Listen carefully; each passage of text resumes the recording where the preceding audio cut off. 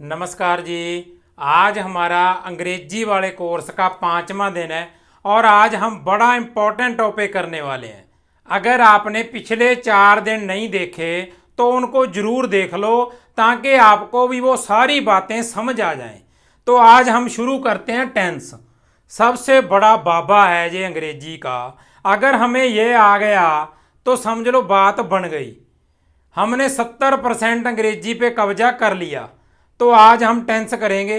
पूरा ध्यान बना के रखना, वीडियो को आखिर तक देखना, एक भी सेकंड मिस नहीं करना है, फिर मज़ा आएगा। आप बोलोगे कि यार ये टेंस जो मेरे दिमाग की दही कर रहे थे अब तक, अब देखता हूँ मैं इनको, ये तो बड़े आसान हो गए, मज़ा आ गया। अब शुरू करते हैं हम। देखो, सबसे पहली बात, पिछली वीडियो में हमने सेंटेंस बनाना सीखा। सेंटेंस बनाना सीखा और हम क्या करते हैं, अक्सर टेंस और सेंटेंस में उलझ जाते हैं। मान लो कोई भी लाइन लिखी पड़ी है, he is a good boy, Mohan is playing cricket, Mohan was going to school. तो ये तीनों जो लाइंस हैं ये सेंटेंस हैं। 3 सेंटेंसेस हो गए हमारे पास, लेकिन इनका जो टेंस है वो अलग होगा। कोई प्रेजेंट है, कोई पास्ट है। वो क्या होता है, जो उस वाक्य में क्रिया है उसका रूप क्या है, उस सेंटेंस में जो एक्शन हो रहा है उसका क्या रूप है, उसकी फॉर्म क्या है, उससे हमें पता चलता है कि ये कौन सा टेंस है। इसीलिए जितनी भी लाइंस लिखी पड़ी होती हैं उनको हम सेंटेंस बोल देते हैं, वो सारे सेंटेंसेस हैं। और अगर हमने टेंस ढूंढना है तो उस पूरी लाइन में से जो वर्ब लिखा है उसको निकालना पड़ेगा और उसका रूप देखना पड़ेगा कि भाई ये किस रूप में है। फिर हम बताएंगे कि ये प्रेजेंट में है, पास्ट में है या फ्यूचर में है, और आगे इनके जो जो सब पार्ट्स हैं उनके बारे में बताएंगे। तो ये कन्फ्यूज़न आपने कभी अपने दिमाग में नहीं रखनी है। और दूसरी बड़ी कन्फ्यूज़न ये है कि हम टेंस और टाइम में कन्फ्यूज़ हो जाते हैं। मान लो मैंने लिखा है आई विल प्ले नाउ, मैंने ये लिख दिया, आप क्या देखोगे कि नाउ लगा है। नाउ का मतलब प्रेजेंट, अभी की बात कर रहा है, तो ये तो प्रेजेंट टेंस है। नहीं नहीं नहीं नहीं, हमने क्रिया का रूप देखना है। विल प्ले, तो विल प्ले लगा है, विल फ्यूचर में लगता है, तो ये फ्यूचर टेंस है भाई। इसीलिए आपको बोल रहे हैं कि टेंस और टाइम में कंफ्यूज नहीं होना है। हमने कहीं पे आपने लिखा देखा होगा कि he is coming tomorrow, he is coming tomorrow. Tomorrow देख के हम बोलेंगे कि ये तो फ्यूचर है, लेकिन इज कमिंग लगा है। क्रिया का रूप देखो, वर्ब का रूप देखो। इज कमिंग मतलब ये तो प्रेजेंट की बात कर रहा है भाई, तो ये तो प्रेजेंट टेंस है। तो बात ये है कि हमने टेंस और टाइम को आपस में उलझा नहीं लेना है, इसको क्लियर रखना है। ये टेंस होता है, ये टाइम है भाई, ठीक है। टेंस पता करना है, मैं बताता हूँ। टाइम है, मैं बताता हूँ आपको। तो टेंस का असली मतलब क्या हुआ कि क्रिया है जो किस रूप में है, प्रेजेंट में है, पास्ट में है या फ्यूचर में है। आज हम शुरू करते हैं। एक्टिव में हमारे पास 12 टेंस होते हैं, प्रेजेंट, पास्ट, फ्यूचर, 3 तो ये हो गए, और 4 इनके सब पार्ट्स होते हैं। इंडेफिनिट, सिंपल, चाहे इंडेफिनिट बोल लो चाहे सिंपल बोल लो, कंटिन्यूस, परफेक्ट और परफेक्ट कंटिन्यूस। प्रेजेंट के भी 4 हो गए, पास्ट के भी 4 हो गए और फ्यूचर के भी 4 हो गए। टोटल हमारे पास 12 हो गए। तो अभी हम शुरू करते हैं। जब हमने इन सभी में सेंटेंस बनाना है, सबसे पहले आएगा सब्जेक्ट। आपने भी ये चार्ट बना लेना है अपनी नोटबुक पे। 12 बार हमने एस लिख दिया, ठीक है जी। सब्जेक्ट से शुरू होगा। अभी जो छोटी छोटी ट्रिक्स है ना, आपको वो बताएंगे, उनको सेव कर लेना है। देखो, जब फ्यूचर आ गया तो सब्जेक्ट के बाद विल लगेगा ही लगेगा, विल या शाल। शाल अभी हम मॉडर्न इंग्लिश में कम यूज़ करते हैं, तो आप विल ही लिख लो, इसके साथ विल, है ना। फ्यूचर वाले चारों के साथ हमने विल लगा दिया। लो जी, इतना काम हो गया। आगे आ गया जी, अगर हमारे पास परफेक्ट टेंस है, सिर्फ परफेक्ट, तो उसमें क्या आता है, सब्जेक्ट के साथ हैज़, हैव, हैड आता ही आता है, ठीक है। तो देखो, अभी ये प्रेजेंट है, प्रेजेंट में क्या आएगा, हैज़ या हैव आएगा। हैड तो पास्ट का होता है, ये पास्ट है, इसमें क्या आएगा, हैड आएगा। तो ये इसमें क्या आएगा, सिर्फ हैव आएगा। ये याद रखना है, फ्यूचर में हमेशा हैव आता है, हैज़ नहीं आता है, ठीक है। हैव लग गया, हैड लग गया, हैज़ हैव लग गया। आगे आ गया जी हमारे पास जो परफेक्ट कंटिन्यूज होता है, उसमें हैज़ बीन, हैव बीन या हैड बीन आता है। तो देखो बड़ा इजी, ये परफेक्ट था, आगे परफेक्ट कंटिन्यूज है, उसके साथ में बीन लगेगा। तो लो जी मैंने प्रेजेंट में लिख दिया हैज़ और हैव, ठीक है, और साथ में लगा दिया बीन, ठीक है। यहाँ पे ये पास्ट था हैड, हैड के साथ में लगा दिया बीन। तो ये फ्यूचर वाला सब्जेक्ट और विल ये तो साथ में रहते हैं, ये कभी अलग नहीं होते। इसके साथ भी मैंने फिर क्या लगा दिया, हैव बीन, ठीक है जी। लो जी इतना बन गया हमारे पास, आप देखते रहना और देखते ही देखते ये पूरा चार्ट बन जाएगा आपके पास। जो हमारे पास कंटिन्यूज होता है उसमें हम वर्ब की फॉर्म के साथ आईएनजी जरूर लगाते हैं। जो वर्ब लिखा होता है ना क्रिया, उसके साथ आईएनजी लगेगा ही लगेगा। तो लो जी हम ये हो गया ना, इसके साथ वर्ब की बेस फॉर्म के साथ आईएनजी, मतलब प्ले प्लेइंग प्लस वर्ब की बेस फॉर्म के साथ आईएनजी, चाहे वो पास्ट है चाहे वो फ्यूचर है, कोई भी हो, वर्ब की बेस फॉर्म के साथ आईएनजी लगेगा, ठीक है जी। बन गए सेंटेंस हमारे पास। आगे ये कॉन्टिन्यूज था तो ये भी कॉन्टिन्यूज है, इसमें भी लगेगा। इसमें आपने क्या करना है, ये अकेला कॉन्टिन्यूज है, वो परफेक्ट था तो परफेक्ट में क्या हैज हैव आ गए, हैज हैव हैड आ गए, है ना, विल हैव आ गया। तो जो अकेला कॉन्टिन्यूज होता है, परफेक्ट नहीं है, अकेला कॉन्टिन्यूज है, उसमें प्रेजेंट में क्या आएंगे, इज एम आर, इनको नोट कर लेना, इज एम आर। और पास्ट में क्या आएंगे, वाज और वर। और फ्यूचर में क्या आएगा, बी, ठीक है जी। और उसके बाद क्या आएगा, देखो हमने हेल्पिंग वर्ब लगा दिए, तो आगे हमने वर्ब तो यूज करना ही है, सब्जेक्ट हो गया, हेल्पिंग वर्ब हो गया, मेन वर्ब तो लिखना ही है। उसको किस रूप में लिखेंगे, वर्ब की बेस फॉर्म के साथ आईएनजी, क्योंकि हमने किया कॉन्टिन्यूज में ऐसा ही होता है, वर्ब की बेस फॉर्म के साथ आईएनजी, वर्ब की बेस फॉर्म के साथ आईएनजी।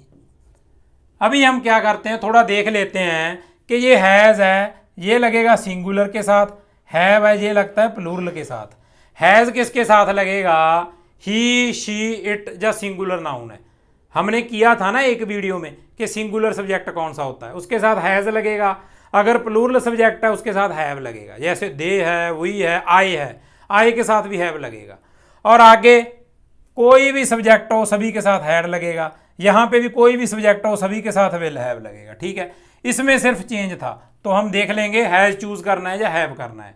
और इधर वाले में कंटिन्यूज में क्या होता है, इज किन के साथ लगता है, सिंगुलर के साथ, ही शी इट, या मोहन कोई नाम है उनके साथ इज लगेगा। एम किसके साथ लगेगा, सिर्फ आई के साथ, और किसी के साथ एम लगता नहीं है, आई के साथ। आर किसके साथ लगेगा, जो प्लूरल सब्जेक्ट है हमारे पास, एक से ज्यादा है, जैसे वी, यू भी होता है ना, हमने किए थे, उनके साथ आर लगेगा।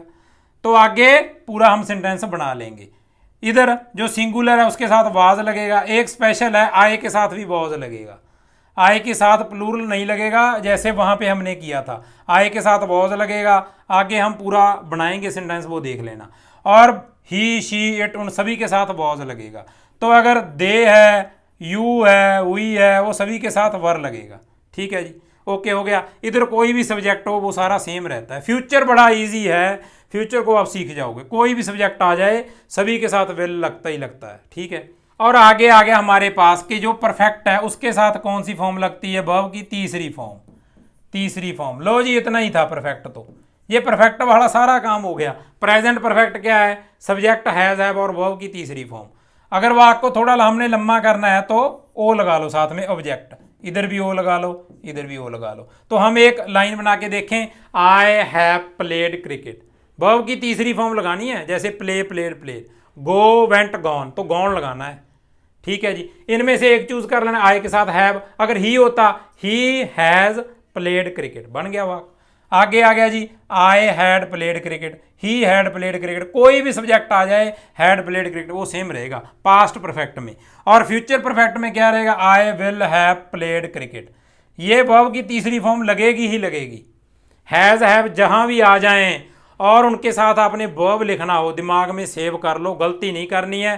हैज हैव लिखे पड़े हैं और अगला शब्द आपने वर्ब लिखना है, क्रिया लिखनी है, तो वो तीसरी फॉर्म में ही लिखी जाएगी, जैसे गॉन, प्लेड।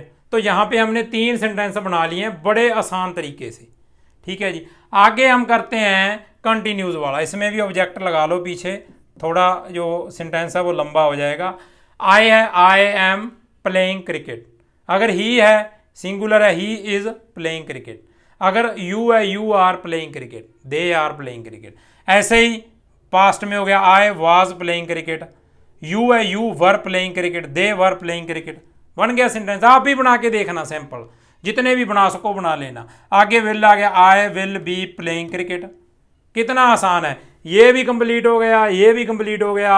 आगे परफेक्ट कंटिन्यूज में क्या होता है, इसमें ना सिंस और फॉर में से एक चूज हमने करना है और पीछे टाइम लगा देना है।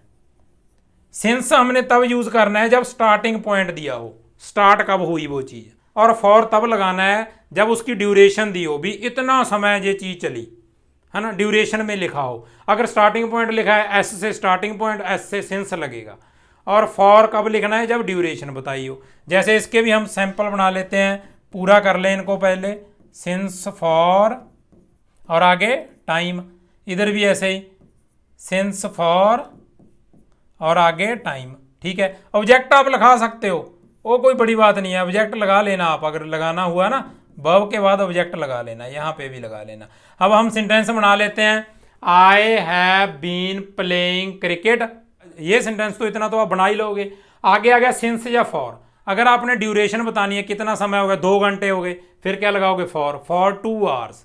अगर आपने समय बताना है कि कब से, भाई मॉर्निंग से या 8 बजे से, फिर हम सिंस 8 AM, जब बोलेगे सिंस मॉर्निंग, ठीक है। ऐसे ही आगे हो गया, I had been playing cricket since morning या सिंस 9 AM। फॉर लगाना है, for 2 hours, for 30 minutes, for 5 hours, लिख लो।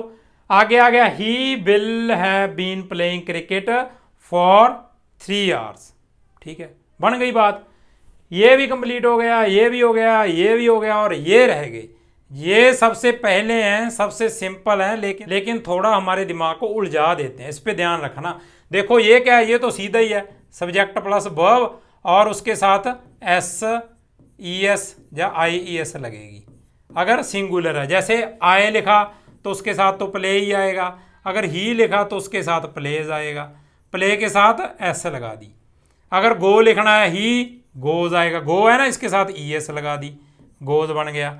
अगर हमने फ्लाइज लिखना है ना, ही फ्लाइज, फ्लाई ऐसे होता है ना, तो वाई को काट देना, FLIES।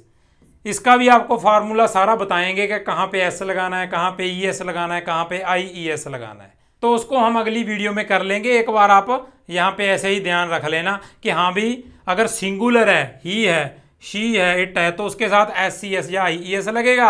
अगर प्लूरल है, आए है, वी है, तो उसके साथ सीधी वर्ब की बेस फॉर्म लिख दो, I play, we play, you play. बड़ा सिंपल है, बन गया वाक। और आगे आ गया हमारे पास पास्ट वाला। पास्ट के साथ हमने वर्ब की सेकंड फॉर्म लगानी है, ये बड़ा यूनिक है, जितने भी हमने टेंस लिखे हैं सबसे अलग है, क्योंकि इसके साथ सेकंड फॉर्म लगती है। मान लो मैंने आई लिखा, आई वेंट, कौन सा भी सब्जेक्ट हो, ही वेंट, ठीक है, तो मैंने मान लो आई प्लेड क्रिकेट बनाना है, आई प्लेड क्रिकेट, ठीक है, play played second form, second लगानी है। जैसे गो हम अक्सर बोलते हैं ये पहली फॉर्म है, वेंट सेकंड फॉर्म है, और गॉन तीसरी फॉर्म है। सेकंड, वेंट को लगाओ बीच में से निकाल के, यहाँ पे हम उलझ जाते हैं। तो आगे आ गया जी हमारे पास फ्यूचर, ये भी हो गया। फ्यूचर में क्या है, सिर्फ बेस फॉर्म लगानी है, सिर्फ बेस फॉर्म, उसके साथ में कुछ नहीं लगाना, ना उसकी सेकंड फॉर्म, ना उसके साथ SES IES, कुछ भी नहीं, सिंपल आई विल प्ले, ठीक है। आई के साथ बनाया आई विल प्ले, सिंगुलर के साथ बनाना है ही विल, तो ये भी ही विल प्ले बनेगा। तो और यू बनाना है यू विल प्ले, ये भी ऐसे ही बनेगा। साथ में ऑब्जेक्ट लगाना है तो लगा दो, ऑब्जेक्ट लगाया, क्रिकेट क्रिकेट क्रिकेट, ठीक है जी, हो गया। Hockey hockey hockey, football football football. तो ये हमारा पूरा चार्ट बन गया। देखो मुझे नहीं लगता कि आपको कभी दिक्कत आएगी। और आपको एक जरूरी चीज़ बता दें कि आपको पता हो कि कौन सा टेंस कौन सा होता है। इनडेफिनिट और सिंपल का मतलब होता है अनिश्चित, हमें क्रिया का एग्जैक्ट कुछ मालूम ही नहीं है। और दूसरा होता है कॉन्टिन्यूस, तो ये हमें क्या बताता है, क्रिया के चलने के बारे में बताता है। चाहे वो प्रेजेंट में हो, प्रेजेंट में होगा वो चल रही है, अगर पास्ट में वो चल रही थी, वो काम हो रहा था, अगर फ्यूचर में हो रहा होगा, है ना, चल रहा होगा, मतलब कंटिन्यूस, चलने के बारे में बताती है, लगातार। आगे आ गया जी परफेक्ट। परफेक्ट के बारे में क्या होता है कि ये काम समाप्त हो चुका है, तो वो खा चुका है, वो जा चुका है, मतलब ये काम समाप्त हो गया। आगे आ गया जी परफेक्ट कंटिन्यूस, इसका तो इसके साथ में भी कंटिन्यूस लगा है, क्रिया के चलने के बारे में तो ये बताता ही बताता है, साथ में ये टाइम भी बताता है। इन दोनों में यही फर्क है कि ये टाइम भी बताता है। हमने पीछे टाइम लिखा है ना। अगर परफेक्ट कंटिन्यूस में कोई सेंटेंस होगा तो हमें पता चल जाएगा कोई जो क्रिया है ना वो समय से प्रभावित है, कुछ समय वो क्रिया चली, चाहे वो 1 घंटा चली, 2 घंटे चली, 15 मिनट चली, थोड़े समय के लिए वो क्रिया चल रही थी, या चल रही है, या चल रही होगी, ऐसा सेंटेंस बनेगा इसका, इससे अलग होगा। ठीक है जी। तो ये थे हमारे टेंस। मुझे नहीं लगता आपको भी मन में कोई ऐसा होगा कि मुझे इस टेंस के बारे में नहीं पता चला। आपने अब क्या करना है, अपनी नोटबुक पे 12 के 12 टेंस के कम से कम 5-5 सेंटेंस बनाने हैं। 60 सेंटेंस बना के लिखो अपनी नोटबुक पे, पूरी प्रैक्टिस करो, और फिर देखना आप बोलोगे कि यार टेंस तो आ गए, ये तो कोई बड़ी बात नहीं। और डेली ये चार्ट बनाना है आपने, डेली एक बार इसे देख के बना लो अच्छा सा, उसके बाद इसको बिना देखे आपने अपने आप बना लेना है, और प्रैक्टिस करते रहना है जब तक ये आपको आ ना जाए, कोई भी गलती ना हो। तो ये थी हमारी आज की वीडियो, और जल्दी हमारा डे 6 आ जाएगा। तब तक के लिए नमस्कार।